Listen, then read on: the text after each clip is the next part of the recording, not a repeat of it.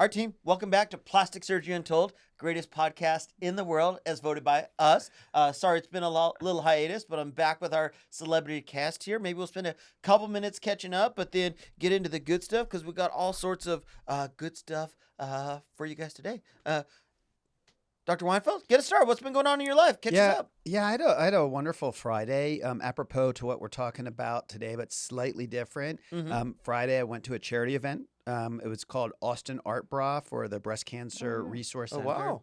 Yeah, and it was a lot of fun. The whole event is centered around generating money to be able to help support women with different support groups and education. And these are women who unfortunately have breast cancer, are undergoing mastectomies, are undergoing reconstruction. And I think a little bit about what we're going to talk about today relates to what we as plastic surgeons have learned from the arena of breast reconstruction and how some of that knowledge can help what we do in breast cosmetic surgery. I didn't know you were such an artistic man, but makes sense from all your beautiful noses and breasts and everything else you do. Interesting. Awesome. Yeah. G, most beautiful man, though I feel like you lost the title this morning. I did. I Stolen. feel like I did.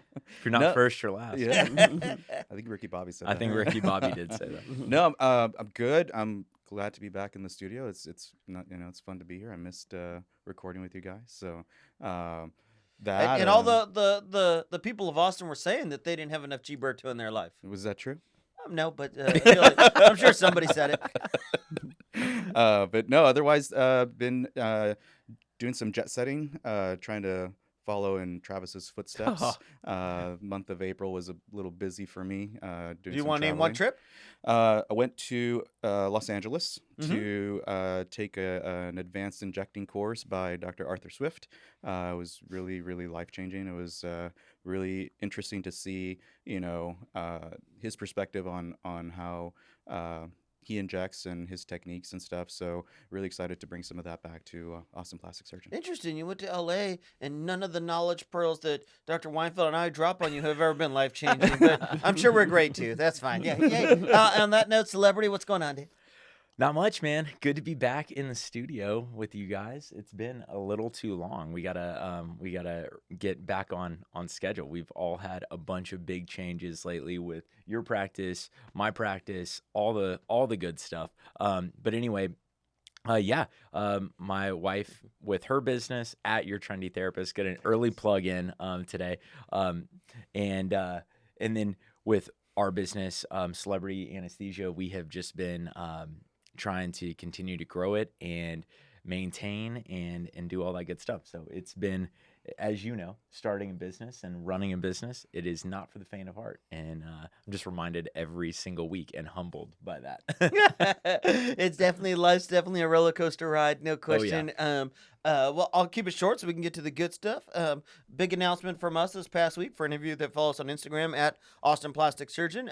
We're actually opening a second location in San Antonio. So, open date exactly is still TBD, but hoping for end of June. And so working hard, getting that up soon. And then probably going to sprinkle a few more little nuggets for you all over the next couple episodes. So Now I'm exciting. But let's jump into our topic today. We're talking about breast implant placement. And this came up as a topic because it's something that Dr. Weinfeld and I have talked about for a little while. Was a hot topic at the aesthetics meeting that we both went to in San Diego. It's, which this means just a quick plug. It was super great because we both teach some courses, do some things like that. But I always feel like even though we teach courses, we still learn just as much, if not more, than we teach other people. But it's just a great event of, I guess, collaborative mental sharing, if you will, exchange of knowledge. But we talked about breast implant placement, and maybe you want to just give us a little caps, because I think everybody, for the most part, underneath the muscle, submuscular, dual plane breast augmentation enhancement has been the most common thing in the United States. Not necessarily true around the world. But there's been a little bit of a paradigm shift and acceptance of some more techniques and some reasons why that. You want to kick us off a little, Adam, and give us a little intro? Yeah, absolutely. I think in order to start this conversation, we should talk about the two different options. So you mentioned the way things were done and perhaps where things might be headed. So the way that, at least for many years in the United States, we did breast augmentation was by placing the implant beneath the muscle. And now we're starting to see the trend, and I think for many good reasons, of placing the implant above the muscle and beneath the fascia. I think that's an important thing to mention, which is the thick coating over the muscle that helps give the muscle some strength and support. Now we're seeing a trend to place that implant above the muscle. And when you say, sorry to cut you off, and you're talking about the pec muscle, Yes, right? the pec muscle. Yeah, yeah. And as you can already see, it's sort of a mouthful. And I think that we should spend a fair amount of time this particular podcast really dissecting that out for patients, because I think that patients are really going to start to learn about that from the internet and speaking with friends. And clearly, we want to be offering the best things to our patients. And so really our goal today is to arm patients with the information so they can make the best decisions for themselves. Totally. And it can be a little complicated because, we tell patients this all the time. There's no one thing that's perfect for everybody. And when they come in to see us, we kind of talk about their lifestyle, their goals, their current situation. And so there's a lot of different pathways we can go there. Yeah. And maybe just, another thing to kick it off, as we should mention, we talked about this before we got started, is that breast augmentation, it is a wonderful procedure. It makes women very, very happy, but it's not perfect. And the choices that a patient needs to make headed into the procedure really involves understanding some of the compromises and some of the things that they're willing to accept over some of the things that they decide they don't want to accept. And that could not be more true when we're talking about above the muscle, below the muscle. Can we go back and you probably know more about this than I do because I feel like you're a little bit more of a history buff than I am. But can we go back in time a little bit, because I think the idea of there's this almost culture where putting a breast implant above the muscle was at one point was just truly frowned upon, and I think that some of that may have been sort of true, but if you go way back when saline implants were the only implant on the market, and I think that's where some of that got a bad rap. Yeah. So, absolutely. So, it really, many of the decisions we make are historically based, and we're kind of like catching up with the next advance that allows us to do different things. So, let's dial it back, 20 years or so, roughly. 20, maybe even 25 years ago, we almost always were placing implants beneath the muscle, because really we only had saline implants available to us. And for a saline implant to maintain its shape, to have good durability within the body, it had to be full. Like you had to take this plastic bag essentially and really have it be quite full with saline. And the drawback of that is that it's kind of hard and you can kind of see the shape. It doesn't have the same ability to kind of move and mold and shape with the body the way that the modern day silicone implants do. And so to disguise, to hide, to cover up some of the imperfections of having to use a saline implant with that significant turgor, that force, that being very full and firm, we place the implants beneath the muscle. There were also, it was suspected that there were some side benefits of that, which I think now we're starting to question whether that's true. But it was also thought that one of the complications, capsular contracture, was less likely to occur if it was beneath the muscle. And I think again, as plastic surgeons, we're questioning whether that's absolutely true, because if it isn't true, if we challenge that assumption and now we have better implants, it leads to a recognition that perhaps we don't have to, as a default, place an implant beneath the muscle. And because of all these things you're saying with these older implants, they were firmer. You were more likely to get rippling. They just were more strenuous on the skin. We tried to do anything we could to get more coverage over them, to get them a softer feel, to get a more natural appearance. And like you're saying, now instead of having to rely on the muscle to do that, some of the newer implants help us accomplish that. Yeah. And how about why don't we ask this question, right? Because if we're talking about a shift in where we're going to place the implant, why don't we spend a minute about talking about why? Because we talked about now, like, why was it placed beneath the muscle, but what are some of the reasons not to place it beneath the muscle? I think it's really good for our listeners to understand. So, I'll start off and go back and forth, but I think animation deformity is probably one of the most significant reasons where, and what animation deformity is, to be really quick, is that you move your arm because the pectoralis major muscle is attached to our shoulder girdle. When we move the arm, you get motion, which is very abnormal, of the implant and in clothing and especially in a bathing suit, that can be seen and is disturbing to patients. So that's one. What about you, Johnny? Yeah, and I don't want to scare people. A little bit of motion back in the day was actually why people thought that the implant stayed Yes. softer, because they Yeah. thought it was being massaged a million times a day as we're moving, and that's why you got some of this less capsular contracture. So a little bit of movement's normal, so you don't have to run and switch out your implants, but over movement where it becomes distressing and closed stuff is something that we have to try and treat. Yeah, that's a good point. That's a good point. Maybe I was a little too And- too. And to your point, this isn't like something that just switched overnight, because it went from the implants being completely, and some of this, we've created some of these problems because we were trying to fix other problems. Correct, You know, because when we first started, let's put the entire implant under the muscle. Breast reconstruction was like that, but then you had implants. You were dictated by the pocket of where the implant sat, and unfortunately, your pec muscle maybe didn't read the textbook of where your breast implant should sit behind your nipple and the rest of your breast tissue, and so you had these implants that weren't in a great spot. So then we thought, oh, let's release some of the muscle, so we're mostly covered by the muscle, which is what's most common today when we talk about under the Correct, muscle. yeah. So you're already not completely covered, but the problem is when you release some of that, you can get some of this where you can see some of the tissue moving with the muscle and others not. Yeah. Which can accentuate that. So, and then I know that people don't love this term, kind of expanding from, reason two is from animation is something what people call a double bubble. And this is where you can almost see a line in the breast. And there can be two reasons. One, it's the implant has fallen down and you can see where that natural breast fold creates a line in the implant. I also think sometimes when people are referring to double bubble, what they're really referring to is a line of where that muscle edge is. And so when that pulls the skin, you're actually seeing a different edge. And that's why some of those terms are a little hard, because I think people are talking about different topics. Yeah. But that's another one that I see quite frequently. Yeah. So, again, like in this game of ping pong back and forth, I think another issue is that depending on the anatomy, because we can't and shouldn't obviously release the entirety of the muscle, we're limited. We have to keep some of the muscle attached to the sternum. And so that does limit to some degree how close to the center the implant can actually be placed. And that can have some limitations in terms of the kind of cleavage that we're able to either create and or maintain for a patient. And so, that's kind of, we're already up to 3. And again, we're not saying that this is a bad procedure, right? It's really important. This is not that it's a bad procedure,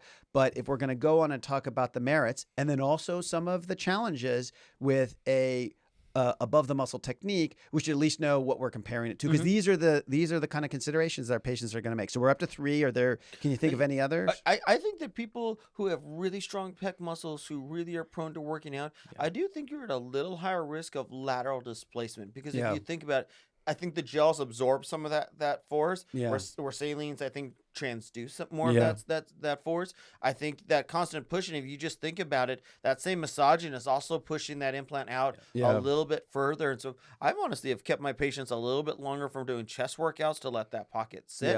And then stay tuned for, not a shameless plug, for our next episode, which we're going to talk about internal bras and ways to treat this. But I think that's another one. Yeah.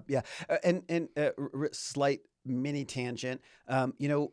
We always hear people, and I feel like we as plastic surgeons get caught up with this, but the idea that putting it beneath the muscle supports the implant in some way, I don't think that's true. What are your, like, a quick mini tangent? I've never truly understood that. I think why people say that. Yeah. It doesn't make sense. And again, I think this is a historical thing when you put it 100% under the different story. The muscle, and you don't detach anything, or you close that back up. But that's when people talk about submuscular implant in this day and age, They right are now, not this time referring point, to that. No, they're not. And Yeah. so I again, most of the times that bottom half, and that's why, sometimes people already see that. But I also don't want to get people the idea that we don't think there's a benefit, because I still do a lot of implants under the muscle, so I do think it does give them some coverage over the implant. Yes. In terms of, should we talk about positives, or should we? Oh, finish up? absolutely. I think we should. And again, like, this was just an exercise in helping our patients understand. I'd love for all of our breast augmentation patients to hear this, because it's really about choice, and they have to know that this, in some ways, it's a little bit of picking your poison. Like, there's going to be something that's not as awesome as we want it to be. And I want my patients, and I know you want your patients, to be able to understand that in advance, because if they understand it in advance, it's an explanation. If they hear it afterwards, it's an excuse. And we don't want to excuse things. We want people to love what they have and understand what choices led to the final outcome that they have. So yeah, positive. Let's do it. Because no question, being under the muscle definitely gives you an extra layer of padding or protection over the implant. So thin patient. I think a very thin patient. I do think that, it's still a little unclear whether it decreases the risk of capsular contracture. So let's say that it might, right? Like that's a reasonable thing, I think, to still tell patients. So it might decrease capsular contracture. I think we can consider that a positive. It probably still decreases the risk of rippling for the portions of the implant that is covered by the muscle, at least to some degree, though that muscle thins over time a little bit when it's the implant's underneath. I think those would be the two biggest ones in my mind. Yeah, and I'm gonna talk about a one unusual consequence that I had with a above the muscle patient. The patient actually had a fair amount of numbness in the breast afterwards, and in areas you don't typically expect to see it, which is in the upper medial portion of the breast. And I think that because you can actually get that implant more medial, you do have the potential to injure the nerves that come out between the ribs and between the muscle, again, because you can get closer to those nerves, and you may potentially have greater changes in sensation than you might have if you are placing it beneath the muscle. Fortunately for that patient, it was self-limited, and she did get better over time, and she didn't look back with regret that we had done it. But I think that's worth to mention. There can be some unusual, unanticipated consequences of techniques that are new and are evolving. Should we, before we get into, because then now people are probably thinking, well, which one should I get? Before we get into which is not a bad place to be. No. But we're going to help them get to have enough knowledge to make a good decision they'll feel comfortable with, right? That's what we're here to do today. And I think it's a fair question to ask your surgeon, where's my implant getting placed? And then, to talk about the pros and cons. So we get a good feeling for like, what's most important to you? Yeah. Should we summarize? Because I feel like we talked about a lot of things, and I definitely went off on some tangents and maybe we can. Travis is going to summarize. I'm over here trying to keep my John Madden whiteboard going. Let's talk about the pros. Do you want to do pro subfascial or submuscular, and then I'll do the opposite, and then we'll talk about the cons of both. Yeah, I'll talk about how about pro submuscular. Okay. Since I was the one that kind of forced us to talk about some of the drawbacks. So pro one is a very well established that many surgeons have a lot of experience with. I think that's a pro. Another pro is that it might decrease the potential for capsular contracture. I think we have to chalk that up in the category of something good. And then also, especially for a thin patient, but for many patients who don't want a really, really augmented look, it's going to create a more natural slope from the shoulders, from the collarbones down to the implant, because there's more coverage. You are less likely to see the implant and ripples. Did I miss anything? No, I think those are the biggest ones. Good. Pros for subfascial would be one, less risk of animation deformity. Two, I do think you're not so dependent on the anatomy for the placement of the implant. Three, I think in most people you can probably get a little bit more cleavage for patients. Four, and again, this is an arguable point, the recovery is probably a little bit faster because you're not going to feel some of that pressure tightness with the submuscular implant. Though most people who've had a breast augmentation who are listening are like, my recovery took 4 or 5 days, so it's not that long to begin with. I would say, did I miss any? No. And to piggyback on that, I would say I see similar in the immediate post-op phase. I see similar pressure, kind of heaviness in the chest with both techniques. So I don't think that's that's not like an immediate, hey, you get above the muscle versus below the muscle. You're going to feel 100% the second you get done with surgery versus, still feeling some pressure. So just... Yeah. And just before we dive into who's a good candidate, one, I don't think there's a right or wrong answer at this time point in plastic surgery history. And I think it's one, just being open to the ideas of what could be best for that individual person. I think that's what we're trying to say. Absolutely. Yeah. I don't think a patient who's happy with their result at present, most likely a patient who had a submuscular placement, should look back with regret and feel like they got a bad operation or the wrong operation. I mean, this was and still really is the gold standard for breast augmentation in the United States. What we're talking about is a trend. We're talking about something that we're starting to talk to our patients about. And when I say trend, that sounds like not like quasi scientific, social media driven. That's not what we're talking about. We're talking about in plastic surgeries, plastic surgery as a whole. We're always very introspective. We're trying to figure out what's best for our patients, and we're starting to get inklings that and really based on the experience of the Europeans, South Americans, in particular Brazil, we're starting to get the sense that we might adapt what we do to this different knowledge that we have above the muscle technique that might be nice for our patients, for many of our patients, and we need to start talking to our patients about that as an option. And I would say, the way I've changed in my own personal practice, it used to be if you just went back 3 years ago, everybody got a submuscular. I didn't even give it a second thought because that's how I was trained. That's what I learned. That's what it is. And as I feel like both of us try to be very open-minded to new literature, new ideas, stuff. And so as we've seen some of this research and stuff come out, now I at least stop in when I'm listening to the patient. It's at least a question in my mind of our little algorithm tree of what's the best treatment for this person. So there is a fork in the road, and maybe that's our next spot here is how do we decide that fork in the road? Because probably right now in my practice, I would say about 70% are still under the muscle, but a good 30%, which is probably different than the United States. If you look at the United States in a whole, over 90% are under the muscle. And so, I've shifted my practice a little bit. I think you have as well. Yeah, absolutely.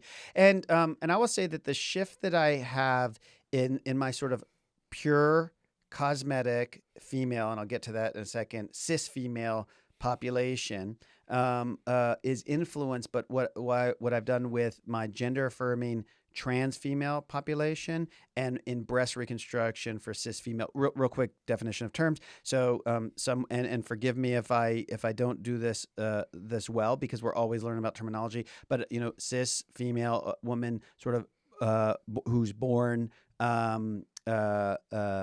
XX, right? So whereas a trans female, someone who is born, and let's say the outside world will say is a boy, a male, XY, but identifies as a female, right? And so those patients, those women, my trans female patients, those patients, they have what we would identify as like a male chest, and so they have wider spaced chest, and when they go on hormones, they do develop estrogen specifically. They do develop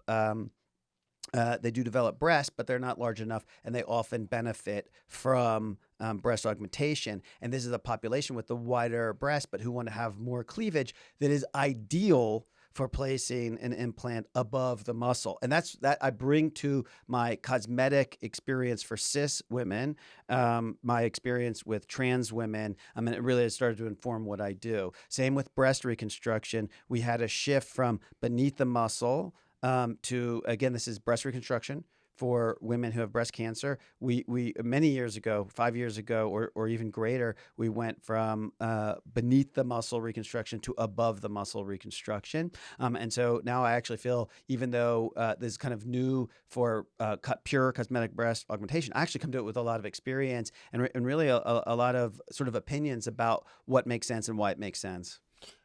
And I think this is part of that algorithm tree of now that we're giving it so much thought about where we get to the best people for the specific procedure. I would say for people that I would consider doing a subfascial breast augmentation instead of let me back it up. I started switching people to a subfascial position over a submuscular when people were coming in specifically with the concern of animation deformity. There's a couple different ways to treat this.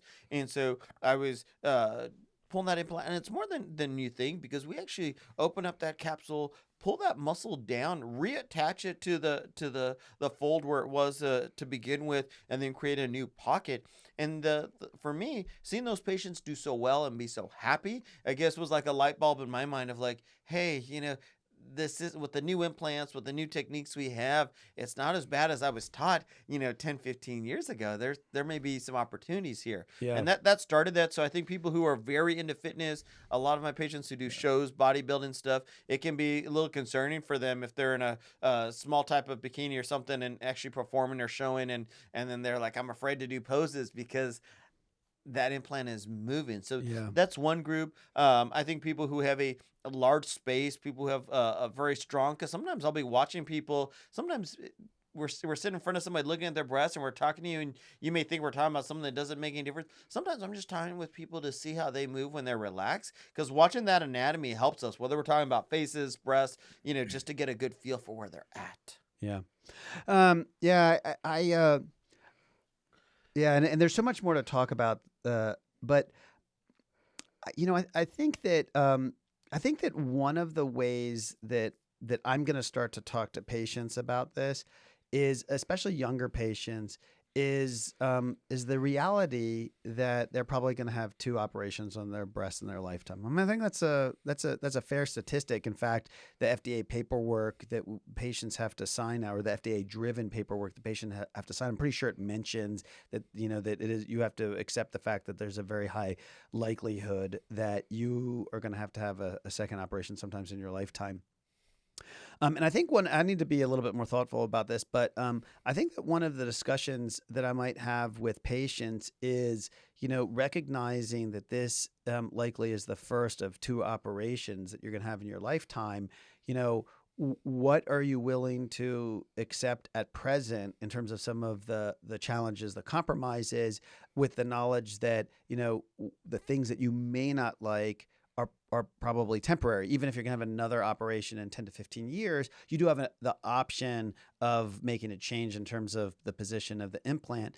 And then the question is, what do you like about now, and how easy is it to, like, we're talking about lifeboats, like how easy is it to deploy that lifeboat and switch to the other technique?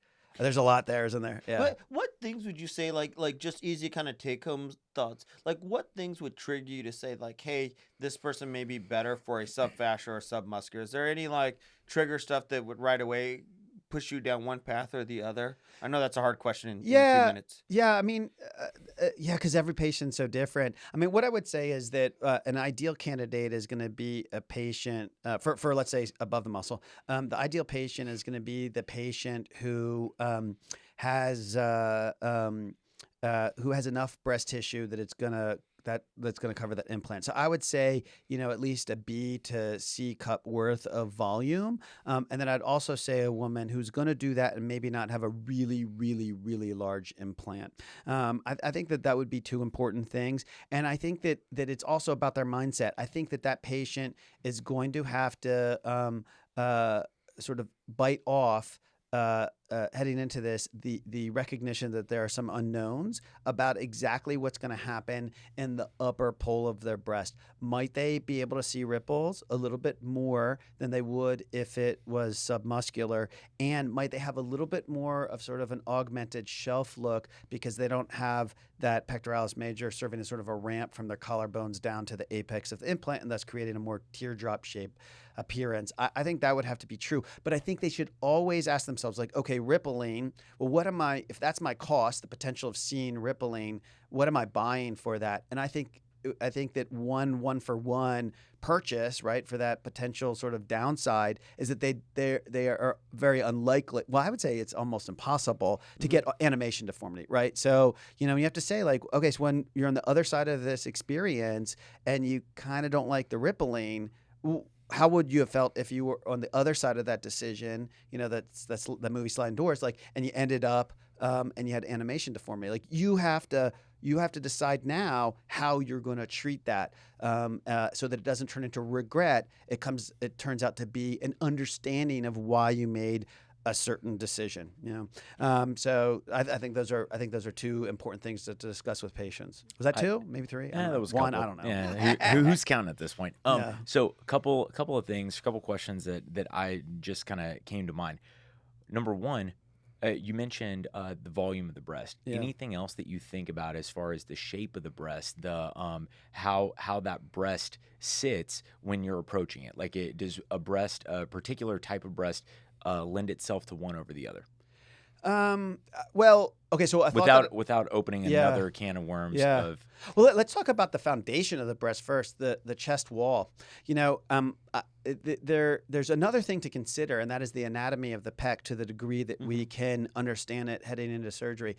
Some patients have really low insertions of their pectoralis major muscle, and especially on a thin patient, thinner patient, you can detect that. And I would actually suggest that might be a patient that I talk to about above the muscle, even if they're smaller chested, and might otherwise not be the best patient for that. The reason being is that's a patient that we're going to have to really, to go partial submuscular, which is now what we call submuscular, that you're going to actually have to dissect and cut across. And that's important to recognize what we do. Or many people do at least, cut across a little, more, a greater percentage of that pectoralis major muscle than you would in someone who has a higher insertion. So that's sort of like your taller, leaner woman who just has this stretched out thoracic, thorax, and so that's one thing. That's the foundation. Now, breast anatomy, I mean, there's so many ways. And I've done a lot of talking. I'll punt to Johnny. I 100% think that the breast anatomy or the breast shape does, because same thing. You got to think about the pros and cons. Somebody has a very tuberous, very tight breast. How are we going to stretch that? Yeah. How are we going to round that out? Sometimes we can cheat. I always tell people we can cheat a little bit, but to a limit. Sometimes people just have breasts that are sitting out a little bit wider on their chest. Sometimes their nipple areolar complex is a little bit wider, and so you don't want to cheat too much. Or you can make those nipples look like they're making a left turn. So Yes, yeah, left and right, yeah. Being careful with that. I think the other thing that we've alluded to, and maybe we can spend just a couple minutes here before we run out of time, is some of the advances. So we've talked about the change in implants, and I think we alluded to it, but maybe didn't dive too much into it. The new 5th generation gummy bear implants, I think, is what has allowed some of this to be possible, because the amount of rippling you get with these highly cohesive gels are so much less. Yeah. I think the feel and softness to them are so much less. Yeah. And so I think that's something that's made this possible, that without that change, don't you think we wouldn't be having this discussion right now? Agreed, yeah.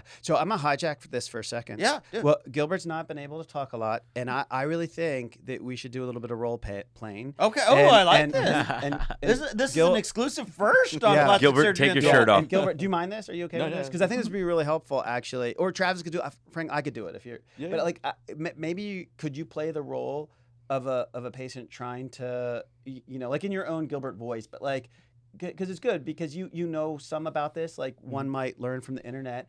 And just like pretend like you're coming in for a breast augmentation and ask either Dr. Franco or myself, like, I want to run through this and we're going to say that you're like the best friend of our sister, right? So like we got a lot of skin in the game, as we do with all patients, and like it's going to force us to kind of tell you what we really think, because we don't know what's absolutely true. We have to kind of go with our intuition and what we know. And so I think this exercise is going to force us to make some hard decisions along with you, the patient. So ready? So you come in for the breast augmentation, and what is it? What would you like to see, on your body? In terms of like what are the results? Do you have some?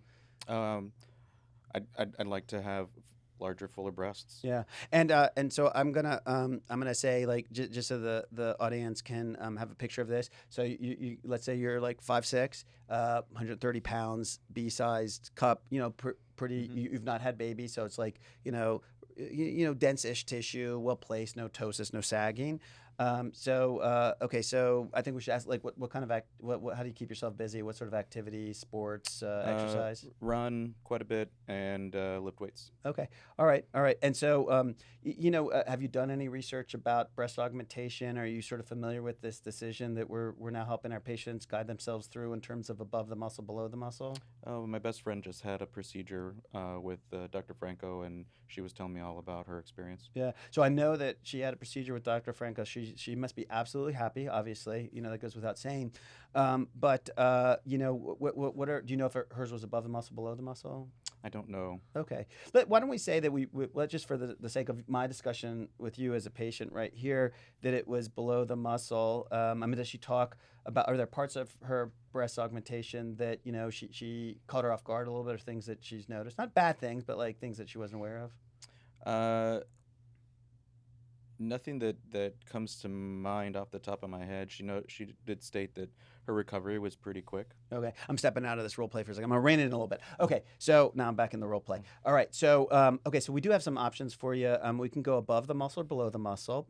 We're starting to see, we're starting to see some motion in the community of plastic surgeons towards placing the implant above the muscle. So real quick, below the muscle, what has kind of been the standard of care? What we do is we most often make an incision in inframammary fold where the breast meets the chest. We make a small incision, somewhere between 1 inch, 2 inches, and we dissect underneath the lower half of the breast tissue, and then we enter a plane beneath the pectoralis major muscle. We often have to release, meaning kind of cut, about 1 inch to 2 inches of pectoralis major muscle so that the implant rests, partially below the muscle, in the upper half of the implant, let's say, and then underneath just the breast tissue. Some of the benefits of that, as we've understood, is that it's less likely to cause or less likely to develop a thick scar around the implant called a capsular contracture, which can be quite a problem. And also, you're more likely to have, or it's potential that you may have a little bit more of a natural appearance to the upper pole of the breast, a little bit less of a shelf-like appearance. But some of the downsides are that you might see some abnormal motion of the implant, if your chest is a little bit wide to begin with and you don't have a lot of cleavage, sometimes it's going to limit the amount of cleavage. We have an alternative, making that same incision, dissecting above the muscle and placing the implant above the muscle. Now, based on your weight and the size of your breast, etc., I think that you're also a candidate for that. And so I would say one of the bigger benefits of that is that you don't have that animation deformity, and many women report that they don't feel sort of a tightness, especially when they're moving their arms. So it's just both about appearance, moving of the implant, but also perhaps an internal feeling of how things feel for some patients. One of the downsides might be that you do see a little bit more rippling, and another downside might be that you have a slightly higher risk of capsular contracture. Well, that's not well proven, but it's best perhaps to go into the decision thinking that. And then again, you may see a little bit of a shelf-like appearance to the breast. Many young women actually want that. Given the size of your breast, you may or may not have that, but perhaps just kind of decide that may be something I see a little bit of. So we've kind of run through, your options, what the upsides and downsides are of the two. Does that kind of help you kind of have a good sense for where you might head with this decision? It gives me a lot of information to think about. Yeah. I think it's certainly a decision that, requires a little bit of thought into it, because it is, a big decision. If there were a capsular contracture, how would that be addressed? We would most likely treat it by, doing a surgery where we remove that thick scar. And likely at that point, what we would do is change the position of the implant to beneath the muscle, and maybe even adding a mesh. So there's a variety of different materials that we might add that can, one, hold the implant in place, which becomes a little bit more of an issue in a repeat surgery. But there is some evidence that some of these may decrease the risk of capsular contracture, in the long run. Believe it or not, in a couple of weeks, you might be able to listen to this podcast where we're going to talk about some of those materials.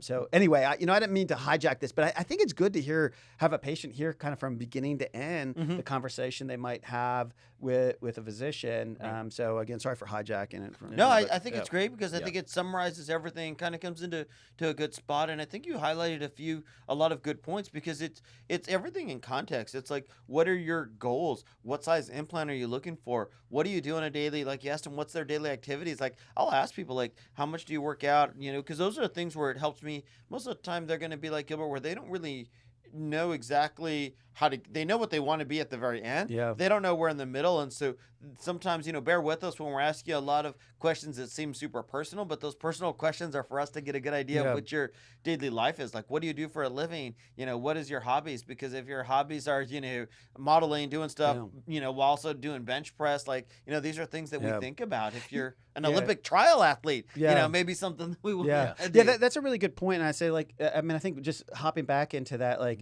so, as the patient, like, I'd want you to kind of think through this, so you did mention weightlifting. One of the things I would like you to prepare for if you go submuscular is that, when you're doing that bench press and you're wearing, sort of a sports bra revealing outfit, people around you and you will likely notice sort of an unusual or perhaps even unnatural appearance of that muscle squeezing down on that implant, pushing the implants out to the side. So I want you to think about that as something you might see versus if you go above the muscle, especially with an unsupported, non-broad breast, you might see, some rippling because you just don't have that muscle covering it. So, I think those are two sort of visual images that you as a patient should kind of anticipate which one are you going to be okay with, and make a decision. The good news is there's no wrong decision. It's about preparing yourself for how you're going to feel with some of the minor drawbacks of each one of those two options. And we're just talking about a few of the nuances. I would say, the vast majority, and this is why breast augmentation is the number one procedure, surgery, in cosmetic surgery, is that the vast majority of people are super happy. You're going to be extremely happy with them, whichever method you think about. We're just trying to give you the pros and cons, so we make sure we give you the best, outcome for you personally. Yeah. At Austin Plastic Surgeon, I really think we should have patients listen to this podcast. I mean, they will come with so much good information. Before we wrap stuff up, what about recovery? Because we touched on this a little bit. I truly feel like maybe a tiny touch quicker recovery with a subfascial versus a submuscular, but in general, either person is going to be back to any type of desk type job within a week. Definitely desk job within a week, if not slightly sooner. Some of our patients that work from home are back to work in 3 or 4 days. I just always tell people, be a little cautious. If you're taking pain pills, narcotic stuff, you don't want to be making any important decisions, no matter what procedure you had. Totally. Travis, what's been your experience? I know you see a lot of providers. I would say the exact same thing. And like I kind of touched on before, in the immediate post-op, I don't really see a huge difference. Maybe the submuscular patients feel a little bit more chest tightness when they wake up. I know we've talked about it anesthesia-wise on the podcast before, but I tell every breast aug patient before we go back, if we're ever placing an implant, you will feel pressure and tightness. Pressure and tightness in the center of your chest. I can tell you feel very passionate about this topic. I do. I tell them that they're going to feel pressure and tightness when they wake up. It's not something that is painful. It is slightly uncomfortable. But even with a massive amount of narcotics and pain medicine and all that good stuff, that is just something that is very difficult for us to completely take away, because it's a stretch sensation, and we're placing an implant in a pocket that didn't exist before. So we're really just stretching that tissue out. And then over the next couple of days, it really starts to relax. And I know you put your patients on some muscle relaxing medications too post-op that helps quite a bit. I think that the take-home things here, we'll have Dr. Weinfeld summarize for us if he doesn't mind. But, I think my 2 cents would be that I think you're likely going to get a very good outcome either way. Yep. I think there's a few little bumps along the road, and we're just trying to help navigate those of what's most important to you and how we minimize those to make sure that you get to a spot where you're going to be, super happy with those results, and we're kind of upfront about the pros and cons of each, and we make a good decision together. Yeah, no, I agree. I would say that, in terms of principles when it comes to breast augmentations, overwhelming majority of patients are very happy. And then now that we really do have 2 good options for patients, I think that what a patient needs to do to make the best decision is really decide what minor downside of each option they're willing to accept, and understand when and if they experience that after the procedure, again, what that compromise bought them. So, okay, maybe I get a little bit of animation deformity, but I really didn't like the idea of rippling, or vice versa. Yeah. And because I want patients in the consultation with me to be able to mentally place themselves at the other side of this decision and decide what their script is going to be in their head, and remind themselves of why, when they get there, why they made the decision that they did. And it's good to give patients a decision to make, because when they own that decision, they're going to end up being happy. And not to make this more complicated, but if you tune into our next episode, we're actually going to talk a little bit about some of the soft tissue support, some internal bra, maybe even a prophylactic internal bra stuff. So just a few more little nuggets that we'll share with you guys. But you got to wait till our next episode to hear those. Before we get too far along the process here, you want to give the listeners a behind the bovie nugget, maybe one thing that they don't know about breast augmentation, submuscular, subfascial placement. I feel like we've given them 1,000, but one more take-home nugget for them? Yeah, I mean, well, I just a lead off of what you just said, and that is that one of the ways that above the muscle is likely going to play out best is if it's above the muscle but beneath the fascia, because that fascia, which is the coating on top of the muscle, if we raise that up and put the implant beneath that, we're not sacrificing everything that we might be giving up by placing it beneath the muscle. So the fascia, again, is something above the implant, even if we're not beneath the muscle. I love that, and maybe one of these days we'll do a lunch and learn and show people a little bit of what that anatomy looks. That would be super absolutely, cool. yeah. Gilbert, Travis, a quote of the day that we can have for everyone. I've got one. I've got one teed up. Yeah. I think it does kind of play into what we were talking about. This is from Albert Einstein. It says, Ooh. "If I had 1 hour to save the world, I would spend 55 minutes defining the problem and only find 5 minutes finding the solution." And I think that's very analogous to what you guys are talking about, like all this pre-work to define, potential, not necessarily drawbacks, but just the nuances. I think you said that really well. The nuances of breast augmentation in two different planes, right? Now you're talking about, hey, this may be one thing if I go this way. This may be one thing that happens if I go this way. So, like you said, what do you want to sacrifice? What do you want for your best outcome? It's funny, and that's a perfect, segue to our summary here, is that even though our consultations may be 30 minutes or 45 minutes and stuff, we spend so much time outside of that thinking about this and kind of narrowing down those pathways in our own mind so that when we see you, we can give you, the best knowledge and help guide you to your aesthetic goals as, with the information that we have as much as we possibly can. Yeah, I think we're getting much better at really helping patients kind of see things the way that we're able to see them, and they're going to be able to make better and better decisions when we can get them into our headspace, actually. I definitely agree with that. And I think one other little behind the Bovie nugget is I don't think a lot of patients realize and appreciate how much time that healthcare providers in general spend on continuing education, sharpening our tools that are in our arsenal, and really refining our techniques and constantly trying to make improvements in our space. I mean, you guys going to meetings, talking at meetings, other professionals or other guys that are just like y'all that are coming and talking about breast augmentation or rhinoplasty or whatever, and y'all are all learning from each other, and it's just this massive exchange of knowledge. And I think it's important for patients to understand that we are spending a ton of time honing our skills. Gilbert, any last parting words for all your fans? From the perspective of someone who has felt breasts above and below the muscle, I mean, I think they, there's not much difference in terms of how it feels. But that's my perspective on it. I don't know. That's an interesting perspective to depart with our patients. So thank you, Gilbert, for making this awkward at the end of it. And I want to thank all of you for listening to Plastic Surgery Untold, greatest podcast in the world. We just, Austin says, keep it weird. Gilbert just decided to keep it weird. So thank you, Gilbert, for making everyone here in Austin feel at home and spreading a little love to everyone. We definitely got into his headspace. Yeah, we did. If we are not canceled by next episode, we will see you guys next time. Don't forget to tune in. You can see us on Instagram at Austin Plastic Surgeon, also on YouTube.